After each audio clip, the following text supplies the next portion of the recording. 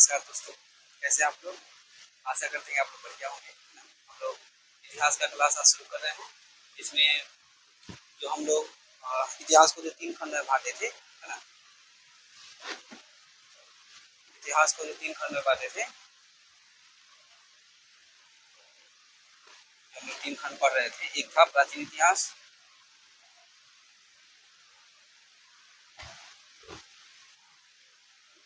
मध्यकालीन और आधुनिक।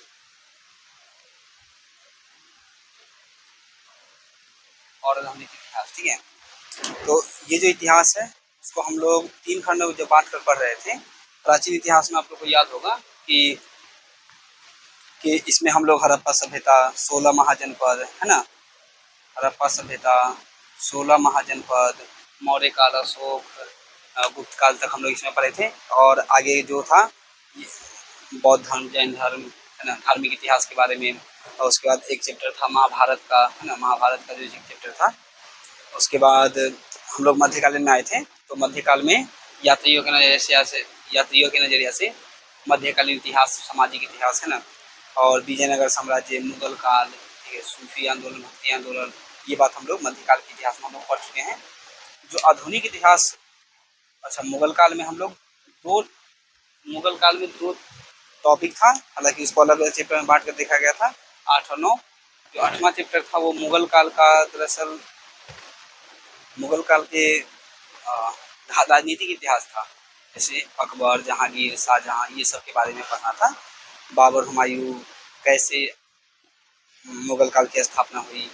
अगला जो चैप्टर था 9वां, उसका नाम था ये आईने अकबरी, है ना, कृषि से संबंधित पूरे आर्थिक इतिहास मुगल काल के, ठीक है। तो ये हम लोग मध्यकाल तक पढ़ चुके हैं, ये प्राचीन काल पढ़ चुके हैं। अब हम लोग पढ़ेंगे आधुनिक इतिहास। आधुनिक इतिहास में हम लोग बात कर ही रहे थे कि आधुनिक इतिहास में 10 से लेकर 15 चैप्टर तक जाएगा, यानी टोटल 6 चैप्टर पढ़ना है ना।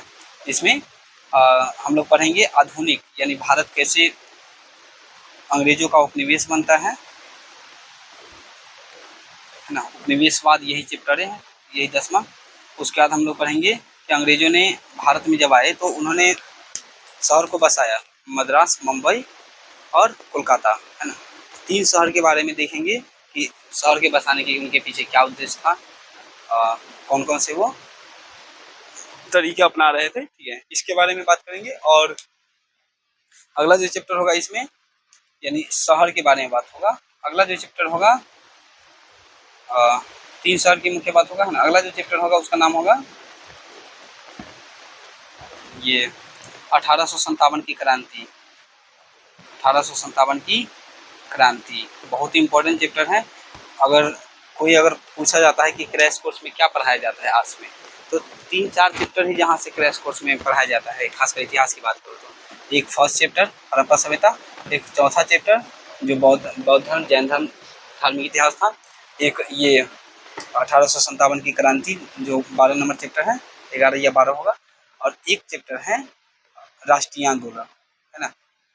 ये ऐसे चैप्टर हैं जहाँ से सवाल, मतलब अगर देखिएगा ना, जैसे अगर डबल डबल सवाल आ रहा है, मतलब 100 नंबर के ऑब्जेक्टिव हैं, 50 को बनाना है, तो आप देखिएगा तो लगभग 20 से 30 सवाल यहीं से होगा। इससे भी लगभग 15 से 20 सवाल होगा। इससे भी लगभग 10 से 15 सवाल होगा। और इससे तो होगा ही 15 से 20 सवाल। आप देखिएगा ना तो लगभग 60 से 80 सवाल आपको केवल यही 4 चैप्टर से दिखाई देगा। तो आप ध्यान से देखिएगा, समझिएगा। हालांकि सारे महत्वपूर्ण चैप्टर हैं, सारे को समझना है, सारे चैप्टर इम्पोर्टेंट है। क्योंकि हम लोग जब आर्ट्स लिए होते हैं तो यही सोच के लेते हैं कि हम कुछ करेंगे आगे, जो भी है ना कंपटीशन की तैयारी होगा वो हम लोग ध्यान से मतलब करेंगे, तो अभी से बेस मजबूत हो जाएगा, ठीक है। बहुत सारे स्टूडेंट मेरे को मैसेज भी किए हैं कि सर आर्ट्स हम लोग जो पढ़े ना 11th, खासकर 11th-12th में, वो हमको अब समझ में आ रहा है कि इसका क्या महत्व है ना। बहुत इंपॉर्टेंट है आर्ट्स, अगर कोई जनरल कंपटीशन की तैयारी करना चाहता है ना। अभी से उसका आर्ट्स तैयार हो रहा है, पूरा इतिहास ही पढ़ना है। आप देख लीजिए ना, आप 2 प्राचीन और मध्यकाल में पढ़े होंगे तो आपको पता चल गया होगा कितना इम्पोर्टेंट है ना। तो हम लोग शुरू कर रहे हैं, है ना, आधुनिक इतिहास। जैसे हालांकि ऑफलाइन क्लास, है ना, मैं छोड़ दिया हूँ पढ़ाना, ठीक है, लेकिन ऑनलाइन क्लास तो पढ़ा ही सकता हूँ, है ना। मैं बहुत दिन से सोच ही रहा था कि यूट्यूब शुरू करूँ, लेकिन समय के अभाव के कारण शुरू नहीं कर रहा था, ठीक है, लेकिन अब तो समय मिलने लगा है। लेकिन हाँ, अभी भी मेरा कुछ एग्ज़ाम बचा हुआ है, ठीक है। तो अभी तो फ़िलहाल में 3 सब्जेक्ट नहीं पढ़ेंगे, अभी इतिहास ही खाली पढ़ेंगे। हो सकता है तो 27 या 28, 26 को मेरा एग्ज़ाम है, तो 27 या 28 से हम लोग जो राजनीति विज्ञान और भूगोल बच गया है उसको कंटिन्यू करेंगे, ठीक है। तो तब तक हम लोग एक क्लास आपको डेली मिलेगा तब तक, है ना। मैं कोशिश करूँगा कि क्लास शाम के 8 या 9 बजे आपको क्लास भेज दूँ, या सुबह में ही, अब जिस समय मैसेज कीजिएगा, है ना, क्या समय रहेगा सही, क्लास का टाइमिंग रहेगा, अच्छा वो तो देखा जाएगा, वो तो आगे की बात है ना, लेकिन आपको क्लास एक डेली ज़रूर मिलेगा, है ना। ये पूरा आपका मेरा कोशिश रहेगा। आप लोग भी ऑनलाइन क्लास में सबसे बड़ी दिक्कत होती है कि कंटिन्यू नहीं बना पाते हैं। मोबाइल एक ऐसा समय है ना अभी आजकल कि या तो इसका सदुपयोग भी हो सकता है, दुरुपयोग भी हो सकता है ना। तो अच्छा से इस्तेमाल कीजिएगा। इसके नोट्स के में हम लोग नोट्स पर ही बात कर लेंगे, कैसे नोट्स मिलेगा आपको। तो नोट्स के लिए मैं सोच रहा हूँ कि टेलीग्राम चैनल बना दूँ और वहाँ आपको नोट्स, है ना, भेज दूँ, आप वहाँ से लेकर लिख लीजिएगा, क्या ये भी सही रहेगा, है ना। तो वैसे ही टेलीग्राम चैनल बना दूँगा, लिंक डाल दूँगा, है ना। आप डिस्क्रिप्शन बॉक्स में जाकर वहाँ से आप क्या कीजिएगा कि चाहे ये टेलीग्राम ज्वाइन कर लीजिएगा, वहाँ आपको नोट्स मिल जाएगा, ठीक है। तो जो हम लोग 10वां चैप्टर है उपनिवेशवाद उसको समझते हैं, है ना। हम लोग प्राचीन और मध्यकालीन पढ़ लिए हैं, उसको समय समय पर रिवीजन करते रहिएगा। ये भी समय समय पर रिवीजन करते रहिएगा। तो अभी 6 महीना समय है, अगर डेली अगर 1-2 भी टॉपिक पढ़ाई होता है ना तो मतलब ख़त्म हो जाएगा चैप्टर के लिए, मतलब सिलेबस ख़त्म होने के लिए सोचना नहीं पड़ता है। बस खाली आप जो पढ़ रहे हैं उसको कैसे एग्ज़ाम तक लेके जाना है, क्योंकि सबसे बड़ी समस्या क्या होती है कि हम पढ़ तो लेते हैं लेकिन एग्ज़ाम तक ले नहीं जा पाते हैं, उसको याद नहीं रख पाते हैं, यही सबसे बड़ी समस्या होती है, ठीक है। तो बने रहिए मेरे साथ, है ना। मेरा पूरा कोशिश रहेगा कि ऑनलाइन क्लास को डेली, है ना, आपको एक क्लास मिल जाए। तो शुरू करते हैं, ठीक है, बिना समय को गवाए हुए। ये तो पहला क्लास थी इसलिए तो आप इंट्रोडक्शन बताना ज़रूरी था, और आपको भी तो पता ही है कि मैं इधर उधर का बात नहीं करता पढ़ाई के अलावा, ठीक है। तो समझिए, जो 10वां चैप्टर है, अब हम लोग आधुनिक इतिहास में प्रवेश कर चुके हैं, ये बात हमेशा याद रखना है। 10वां चैप्टर है उपनिवेशवाद, ग्रामीण समाज के बारे में। सिंपल अर्थ ये है कि भारत गुलाम कैसे हुआ, ये दरअसल चैप्टर है ना। तो उसी बात को समझना है। उपनिवेशवाद पहला, इसमें जो शब्द है, ये चैप्टर का नाम ही है उपनिवेशवाद, इसका अर्थ समझिए। उपनिवेशवाद का अर्थ हालांकि हम लोग ऑफलाइन क्लास में पढ़ चुके हैं कि इसका सिंपल अर्थ होता है कि जब कोई शक्तिशाली राष्ट्र, समझ लीजिए ए है और ये बी है, जब ये समझ लीजिए शक्तिशाली है ना, और ये थोड़ा सा दुर्बल राष्ट्र है, कमजोर राष्ट्र है। तो उपनिवेशवाद का सिंपल अर्थ है जब कोई शक्तिशाली राष्ट्र किसी कमजोर देश को अपना गुलाम बनाता है, मतलब अपना नियंत्रण स्थापित करता है, और यहाँ की धन संपदा को अपने देश में ले जाता है, और बदले में इस उपनिवेश को कुछ नहीं प्राप्त होता है, तो उसे हम बोलते हैं उपनिवेशवाद। क्या बोलते हैं उसको? उपनिवेशवाद। फॉर एग्जाम्पल इसको भारत और ब्रिटेन के संदर्भ में समझिए। ऐसे समझ लीजिए कि क्या हो रहा है, ऐसे समझ लीजिए कि शक्तिशाली देश है ब्रिटेन, भारत एक दुर्बल राष्ट्र था उस समय। दुर्बल किस संदर्भ में? राजनीतिक मामलों में, ठीक है। आर्थिक मामलों में तो हम लोग संपन्न थे। तो हालांकि उपनिवेशवाद का अर्थ यही होगा कि जब कोई शक्तिशाली राष्ट्र किसी कमजोर देश पर अपना नियंत्रण स्थापित करता है और वहाँ के संसाधनों को, धन संपदा को अपने देश में लाता है, बदले में इसको कुछ नहीं प्राप्त होता है, तो उसे ही उपनिवेशवाद बोलते हैं। जैसे ब्रिटेन ने भारत को गुलाम बनाया, लगभग हम देखेंगे कि जब ब्रिटेन 1600 ईस्वी में ईस्ट इंडिया कंपनी के तौर पर भारत आती है, तो 1600 में बन जाता है ना। और जब भारत आती है तो ये व्यापार करने लगती है, लेकिन जब भारत में मुगलों की शासन कमज़ोर होती है ना, मुगलों का काल आप पढ़ चुके हैं। लगभग 1707 में औरंगजेब की जब मृत्यु होती है, तो औरंगजेब की मृत्यु के बाद हम देखते हैं कि कोई भी ऐसा शासक नहीं होता है जो मुगल को अस्थायी या मजबूती रूप से चला सके। तो हम देखते हैं कि भारत में छोटे छोटे क्षेत्रीय राज्य बनने लगते हैं, जैसे बंगाल हुआ, मद्रास हुआ, मैसूर हुआ, ठीक है, अवध हुआ, ये सब है ना, हैदराबाद, ये सब।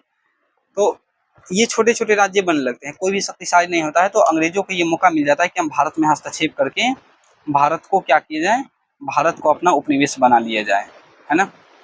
तो उसने क्या किया, जब 1757 में उसको मौका मिला तो उसने बंगाल के जो नवाब था, बंगाल उस समय बहुत ज़्यादा संपन्न, है ना, क्षेत्र था। तो बंगाल का मतलब अभी के संदर्भ, बंगाल जो बोलते हैं उस समय के संदर्भ में बिहार, पश्चिम बंगाल, बांग्लादेश, झारखंड, असम, ये सब पूरी शामिल था। बहुत संपन्न था, इसलिए उसने क्या किया कि पहले बंगाल को अपना, है ना, अपना अपना नियंत्रण स्थापित किया, ठीक है। तो ये क्यों किया, ताकि हम यहाँ के धन संपदा को उपयोग कर सके। हालांकि ब्रिटेन ही नहीं है, बहुत सारे और ये यूरोपीय राष्ट्र है। ब्रिटेन की बात करें, फ्रांस की बात करें, पुर्तगाल की बात करें, डच की बात करें, डेनमार्क की बात करें, ये सब राष्ट्र, ठीक है। यहाँ परिवेशवाद का अर्थ लिखा गया है, आप इसको लिख भी सकते हैं, किसी समृद्ध है, समृद्ध मतलब शक्तिशाली, है ना, राष्ट्र द्वारा अपनी विभिन्न हितों की पूर्ति के लिए, मतलब विभिन्न हित मतलब अपने देश की पूर्ति के लिए विभिन्न हितों की पूर्ति के लिए जब कोई कमजोर या दुर्बल देश पर और जो संसाधन संपन्न होते हैं उसको अपना नियंत्रण स्थापित करते हैं, उसे क्या बोलते हैं, उसे बोलते हैं उपनिवेशवाद, ठीक है। इसको आप लिख भी सकते हैं, है ना।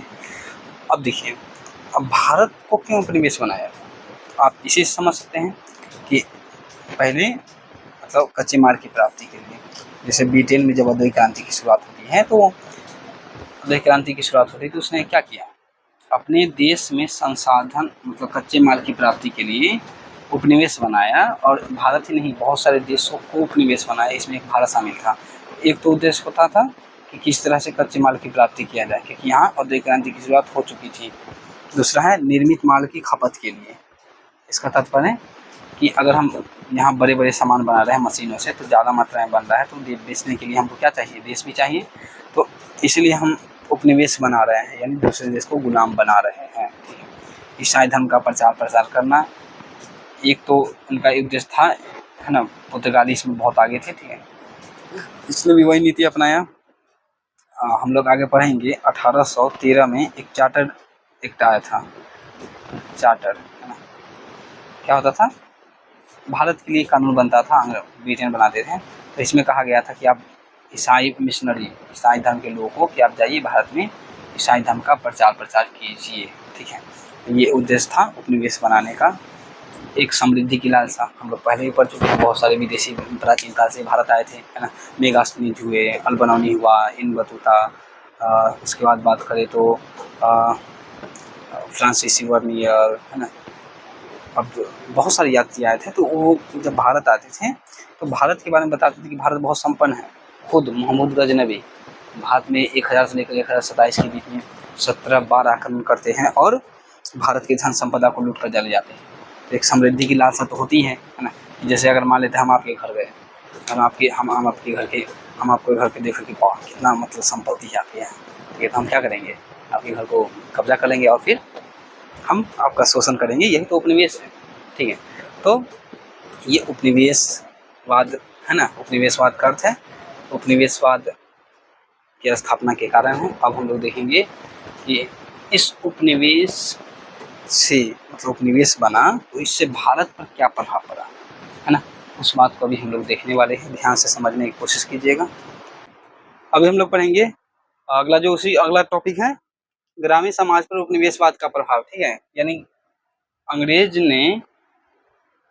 ने क्या किया, भारत को अपना उपनिवेश बनाया अंग्रेजों ने, तो इससे समाज पर क्या प्रभाव पड़ा। देखिए, अगर प्रभाव तो सभी क्षेत्रों में पड़ा, राजनीतिक हो, सामाजिक हो, धार्मिक हो, सारे के क्षेत्रों में, लेकिन ग्रामीण समाज पर सबसे ज्यादा इसका प्रभाव पड़ा, है ना। अभी जो हम लोग ग्रामीण समाज को देखते हैं और इतना बर्बर की स्थिति है, वो कहीं ना कहीं अंग्रेजों की देन है ना। अगर आप देखिएगा तो अंग्रेजों ने मतलब लगान एकत्रित करने के लिए हम लोग पढ़ेंगे ही, 3 प्रकार के लगान की व्यवस्था किया था उसने। तो लगान एकत्रित करने के लिए उसने क्या किया, जबरदस्ती किसानों से खेती करवाया। तो इससे ग्रामीण समाज में सबसे ज्यादा बुरा प्रभाव ग्रामीण समाज पर पड़ा। देखिए, अगर प्रभाव की बात होगा तो जब भी प्रभाव आएगा तो नकारात्मक बात आएगा, मतलब सकारात्मक तो कभी हो ही नहीं सकता है ना। अगर थोड़ा मोड़ा देखेंगे अगर हो सकता है तो, लेकिन हाँ सबसे ज्यादा नकारात्मक प्रभाव ही पड़ा है ना। पहला प्रभाव था औद्योगिक मजदूरों और कारीगरों की दशा का खराब होना। देखिए ये दोनों बात को समझिए एक साथ। औद्योगिक मजदूरों की दशा कैसे खराब हुई, जैसे अगर मान लेते हैं जो पहले कारीगर थे, मजदूर थे, वो भारत में ये समझ लीजिए अंग्रेज हैं और ये हैं भारत, और जब इसने गुलाम बनाया भारत को, मतलब अपना देश बनाया, उपनिवेश बनाया, तो औद्योगिक मजदूरों कैसे, जैसे जो कारीगर थे, मतलब भारत के छोटे छोटे कारीगर जो हाथ से बनाने वाले वस्तु बनाते थे हाथ से, वो इस मशीन के सामने, जो मशीन से बनी वस्तु उसके सामने टिक नहीं पाए, क्योंकि जो मशीन से बना हुआ वस्तु काफी सस्ता होता था, जल्दी बनता था। अगर 1 मिनट में अगर यहाँ 100 वस्तु बनता है तो यहाँ 100 मिनट में 1 वस्तु बनता है, तो बताइए ये महंगा होगा, सिंपल सी बात है। तो जब यहाँ के वस्तु यहाँ पर बेचने जाने लगा तो इससे क्या हुआ कि जो ये मजदूर है हमारे देश के, कारीगर हैं, उन सब का सामान नहीं बिका, जिससे उनका रोजगार चला गया। तो ये जो उद्योग लगे हुए थे शहर में चले गए काम की तलाश में। अब जब काम की तलाश में गए तो काम की तलाश में जाने के बाद क्या हुआ, उनको वैसे ही स्लम बस्ती में रहने रखा गया, जो 12-14 घंटा काम करवाया गया, 20-20 घंटा, 18-18 घंटा भी काम करवाया गया, है ना। तो इससे कहीं न कहीं औद्योगिक मजदूरों की दशा खराब हुई। बीमारी के समय उनको कोई सहायता नहीं मिलता था, दुर्घटना के समय में कोई सहायता नहीं मिलता था, है ना। तो इससे कहीं न कहीं औद्योगिक मजदूरों की दशा खराब हुई, ठीक है। किसानों की हानि, किसानों की कैसे हानि हुई, अब देखिएगा। तो ब्रिटिश सरकार का एक उद्देश्य था भारत से किस तरह से धन की प्राप्ति करना, है ना, धन एकत्रित करना, ताकि हम अपने देश में वस्तु को क्या कर सके, मतलब अपने देश में वस्तु को ले जा सके। इसलिए इसने क्या किया, कृषि का वाणिज्यीकरण किया। कृषि का वाणिज्यीकरण, कृषि का वाणिज्यीकरण का तात्पर्य होता है कि अब खाद्यान्न फसल के जगह पर अब आपको नकदी फसल उपजाना है, नकदी फसल। अब इसका तात्पर्य हुआ कि नकदी फसल में जैसे नील की खेती हुई, कपास हुआ, गन्ना हुआ, ठीक है, अफीम हुआ, ये सब उगाना था, न कि खाद्यान्न फसल। जैसे पहले किसान लोग चावल उगाते थे, गेहूँ उगाते थे, पहले भोजन रहेगा तभी तो हम ये सब उगाएंगे ना। लेकिन ब्रिटिश सरकार ने क्या किया, चावल नहीं उगाना है आपको ये सब उगाना है, नकदी फसल। इससे क्या हुआ कि ये सब अगर फसल उगाएंगे तो हम, जो किसान के पास पहले से ही जमीन कम है, अब वो ये सब फसल उगाएंगे तो क्या होगा, मतलब खाद्यान्न फसल की कमी हो जाएगी। खाद्यान्न फसल की कमी होगी, ये पूरा बात इसमें जोड़ लीजिएगा, ठीक है, पूरा बात इसमें आ जाएगा। खाद्यान्न फसल की कमी होगी तो क्या होगा कि अकाल पड़ेगा, तो खाने के लिए नहीं होगा कोई भी अनाज वगैरह, अनाज नहीं होगा तो किसान क्या होंगे, अकाल के समय मारे जाएंगे, है ना। कृषि की हानि हुई कहीं ना कहीं। एक बार ये सब अगर फसल उगा दिया जाए तो आने वाला 2-3 वर्षों के लिए, है ना, आने वाला 2-3 वर्षों के लिए उस खेत में अब अन्य फसल नहीं हो सकता है, क्योंकि उर्वरा शक्ति समाप्त हो जाती थी। अब किसान, कृषि की हानि हुई इससे, समझ गए बात, आपको बात, ये बात समझ में है ना। अब आपको लग रहा है कि सर ये तो अच्छी बात है, इससे किसानों को ज़्यादा फायदा मिल रहा होगा। अगर नकदी फसल उगाएंगे तो नील बेचेगा, कपास बेचेगा, तो ज़्यादा पैसा होगा।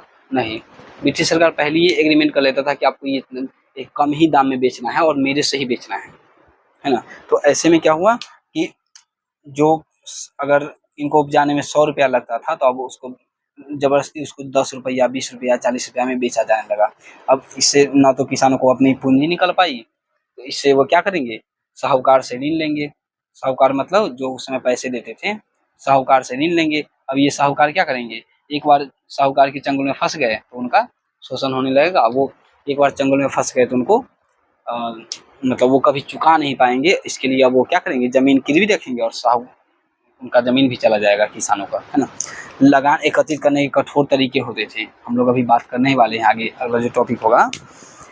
3 तरीके अपनाए गए थे, अस्थायी बंदोबस्त, जब रैयतवाड़ी बंदोबस्त और महलवाड़ी बंदोबस्त। अगर कोई किसान अगर लगान नहीं देता था, ठीक है, तो उसकी ज़मीन छीन लिया जाता था। कठोर तरीके अपनाए जाते थे। अकाल में भी ये लगान वसूला जाता था। इससे किसानों की कहीं न कहीं दिन लेते थे और ये इनके चक्कर में फँस जाते थे, ठीक है। तो ये रहा उपनिवेशवाद का ग्रामीण समाज पर प्रभाव, या है ना। तो इसको हम लोग क्या करेंगे, नोट्स आपको इसमें मिल जाएगा इसका, लिख लीजिएगा, याद कर लीजिएगा, ठीक है। आने वाला जो भी बात होगा उसको हम लोग आगे देखेंगे। अगला टॉपिक है ना, बंदोबस्त के बारे में, यानी भूमि बंदोबस्त बोल रहे हैं, सॉरी, ऋण वसूलने का या लगान वसूलने का तरीका, लगान वसूलने का तरीका। इसको अच्छे से पढ़ के रखिएगा। कोशिश करिएगा किताब भी एक बार देखें कि क्या पढ़ाई हो रहा है, क्या चल रहा है, तो अगर आपको और अच्छे से समझ में आएगा, है ना। जो भी क्लास के बच्चे थे उनको बता दीजिएगा कि ऑनलाइन क्लास शुरू हो चुका है ना। 10वां चैप्टर से हुआ है जहाँ से छोड़े हैं।